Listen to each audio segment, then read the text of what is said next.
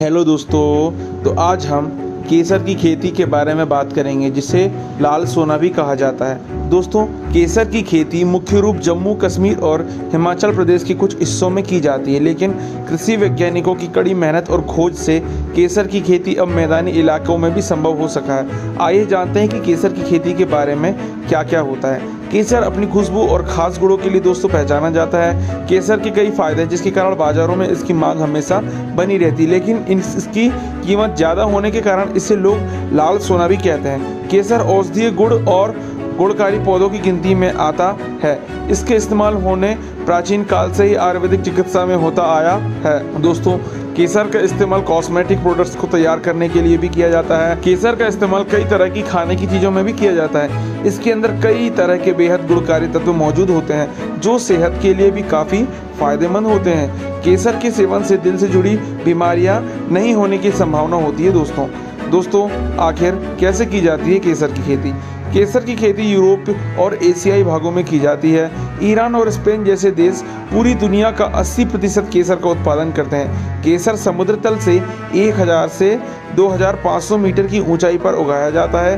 केसर की खेती के लिए बर्फीले इलाके बेहतर माने जाते हैं। दोस्तों, इसकी खेती कर किसान की अच्छी कमाई भी कर सकते हैं। केसर की खेती के लिए उपयुक्त मिट्टी बालुई और दोमट मिट्टी में की जाती है, लेकिन बढ़ती तकनीक और उचित देखभाल की मदद से राजस्थान जैसे शुष्क क्षेत्रों में भी इसकी खेती की जा सकती है। दोस्तों, केसर की खेती के लिए जल भराव वाली जगह नहीं होनी चाहिए, क्योंकि केसर के बीज पानी में सड़कर नष्ट हो जाते हैं। इसकी खेती के लिए भूमि का पीएच मान सामान्य होना चाहिए। केसर के बीज बोने का सबसे सही समय।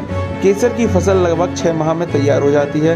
केसर की अच्छी गुणवत्ता प्राप्त करने के लिए केसर के बीजों को सही समय पर लगाना बहुत जरूरी है। केसर अच्छी क्वालिटी के आधार पर ही बिकता है। केसर के बीज जुलाई से सितंबर तक बरसात के मौसम की समाप्ति के बाद लगाए जाने चाहिए। इन बीजों को अगस्त के महीने में लगाना सबसे अच्छा माना जाता है। अगस्त के मौसम में बीज देने के बाद इसकी सूक्ष्म केसर शुरुआत सीजन में देने के लिए तैयार हो जाती है। अत्यधिक ठंड में केसर को खसरा होने का खतरा नहीं होता। दोस्तों, केसर के खेत को जोतने का सही तरीका। इसके लिए खेत की गहरी जुताई करनी पड़ती है। खेत को अच्छी तरह से जोतकर उचित मात्रा में खाद डालकर तैयार करना होता है, क्योंकि इसके पौधे एक बार लग जाने के बाद कई गुना फसल देते हैं। खेत की पहली जुताई को पलाव लगाकर करनी चाहिए, फिर गोबर की खाद डालकर कल्टीवेटर की सहायता से तिरछी जुताई करनी चाहिए और खाद को मिट्टी में अच्छी तरह से मिला देना चाहिए। इसके बाद खेत में पानी लगा देना चाहिए और ज़मीन से थोड़ा सूख जाने पर पर्याप्त मात्रा में NPK डालकर रोटावेटर चला देना चाहिए, जिससे खेत पूरी तरह से समतल और मिट्टी ढीली हो जाएगी और खेत में जल भराव की समस्या नहीं होगी। दोस्तों, वैसे तो केसर अलग अलग प्रकार के होते हैं, लेकिन 4 मुख्य प्रकार माना गया है: सरगोल, सुपर नगीन, नगीन और पोसर। केसर की खेती करना बहुत ही आसान है। इसकी अवधि 3 से 4 महीने की होती है। इसको धूप और सूखे वातावरण की आवश्यकता होती है। खेती से पहले मिट्टी को जुताई से थोड़ा भुरभुरा बना दें।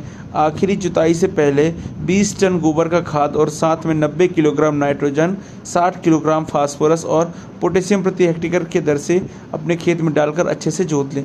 सही समय जुलाई से अगस्त, मध्य जुलाई सबसे उत्तम। क्रोमस के लिए 6 से 7 सेंटीमीटर का गड्ढा करें। 2 क्रोमस के बीच 10 सेंटीमीटर की दूरी रखें। 10 सेंटीमीटर की वर्षा की आवश्यकता होती है। अगर लगने के उपरांत वर्षा नहीं होती है तो 15 दिन के अंतराल पर 2 से 3 बार सिंचाई करनी चाहिए। समय समय पर जंगली घासों को हटाते रहें। फूल खिलने के दूसरे दिन ही उसको तोड़कर रख लीजिए, नहीं तो वे मुरझा जाएंगे। तो इसी तरह दोस्तों, मैं आपको आगे और भी जानकारी देते रहूँगा। दोस्तों, हमारे चैनल को लाइक, कमेंट और सब्सक्राइब करें। दोस्तों, शुक्रिया।